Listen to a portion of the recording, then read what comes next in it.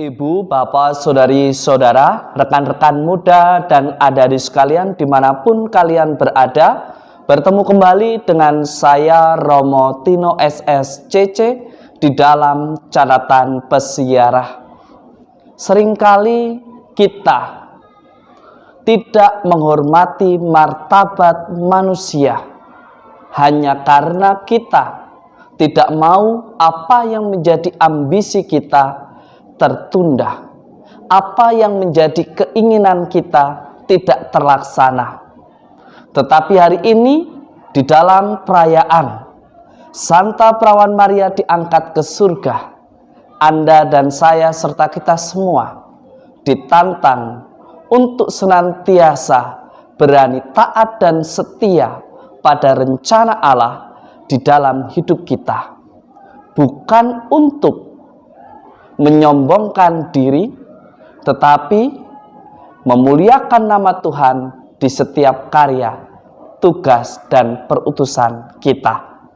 Sebelum kita mendengarkan permenungan dari catatan peziarah, marilah kita membuat tanda kemenangan Kristus. Dalam nama Bapa dan Putera dan Roh Kudus. Amin. Allah yang Maha Kuasa dan kekal, Perawan Maria yang tak bernoda, Bunda Putramu, telah Engkau angkat ke dalam kemuliaan surgawi dengan jiwa dan raganya. Kami mohon, semoga dengan tetap mengarahkan hati kepada perkara-perkara surgawi, kami layak ikut serta dalam kemuliaannya. Dan di dalam persiaran hidup kami Kau layakkan untuk menjadi anak-anak terang. Demi Kristus Tuhan dan pengantara kami. Amin. Ibu, bapak, saudari, saudara, rekan-rekan muda, dan adik-adik sekalian yang terkasih di dalam Yesus Kristus.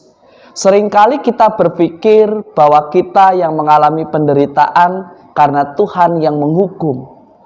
Seringkali kita berpikir bahwa ketika kita memiliki kekurangan, lantas kita merasa bahwa hidup kita tidak diberkati Tuhan. Apakah demikian? Yohanes menuliskan di dalam kitab Wahyu, mengingatkan kepada Anda dan saya serta kita semua, bahwa meskipun Anda, saya serta kita semua dipilih dan diangkat menjadi anak-anak Allah, tidak lantas kita tidak akan mengalami penderitaan.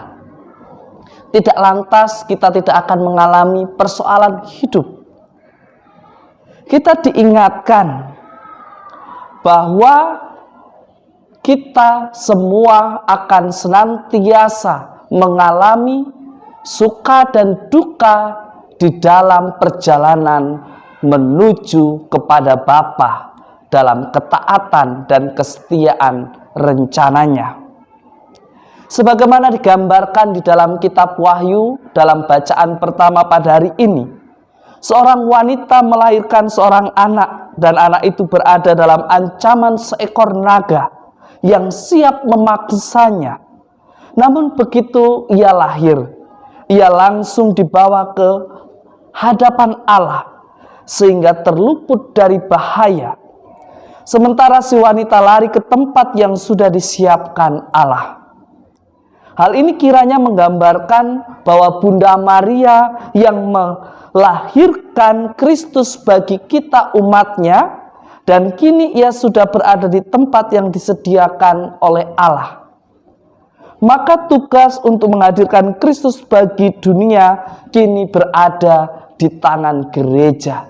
Dan gereja yang hidup adalah Anda, saya, serta kita semua. Kendati mungkin kita mengalami begitu banyak cobaan, kesulitan, bahkan penganiayaan, gereja harus tetap menjadi tanda dan sarana kehadiran di tengah-tengah dunia. Tuhan senantiasa menyertai kelangsungan hidup kita. Maka jangan fokus pada persoalan. Maka jangan fokus pada orang-orang yang iri kepada kita. Tetapi bagaimana kita untuk tetap setia melaksanakan apa yang menjadi rencana Allah. Meskipun sudah sangat jelas dengan kebangkitan Kristus yang merupakan jaminan kebangkitan manusia, melalui wafat dan kebangkitannya ia telah menebus kita dari dosa dan kekuasaan maut. Tetapi tidak lantas bahwa kita di dalam perjalanan hidup kita tidak akan menghadapi tantangan. Seringkali kita lupa itu, akhirnya kita lupa kalau diri Anda, saya, serta kita semua sudah dikendalikan oleh yang namanya ambisi dan keinginan manusiawi kita. Bahkan seringkali ketika kita sudah diperbudak oleh ambisi dan keinginan, kita memanipulasi ketaatan untuk menjadi pelampiasan atas keinginan pribadi kita. Hari ini Anda dan saya serta kita semua ditantang untuk meneladani Bunda Maria menjadi seorang murid yang sejati.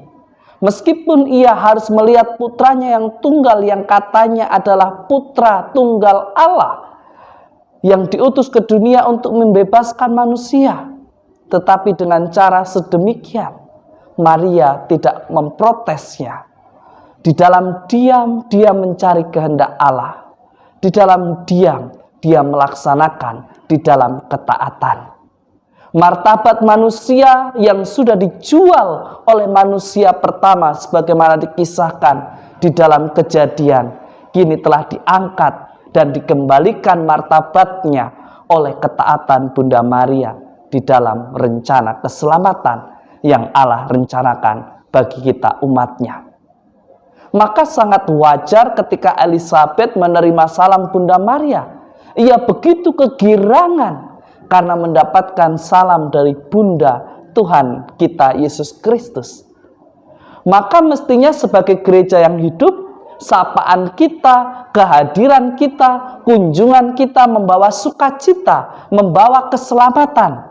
Jika kunjungan kita justru menjadi pembawa masalah, menyebabkan permasalahan semakin keruh, maka kita wajib dan harus merefleksikan apa yang salah, apa yang tidak tepat dan apa yang tidak benar, dan apa yang perlu diperbaiki. Belajar dari Bunda Maria di dalam diamnya, ia mencari tahu, ia membiarkan rencana Allah terjadi dan bukan rencananya.